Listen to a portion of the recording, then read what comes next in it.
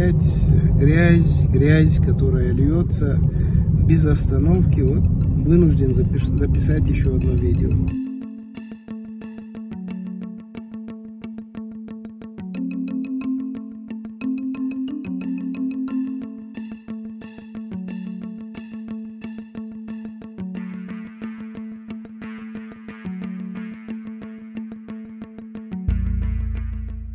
Вы знаете, комнаты вы вояки, диванные герои.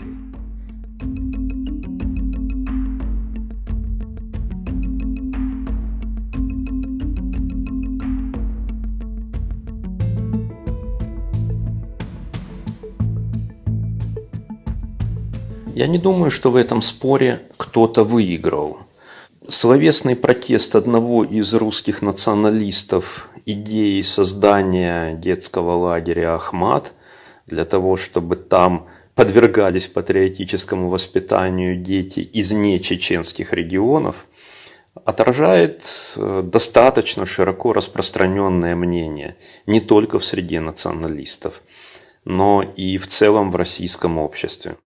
Усиление влияния Кадырова и кадыровизация Российской Федерации воспринимаются как явление безусловно враждебное и безусловно опасное.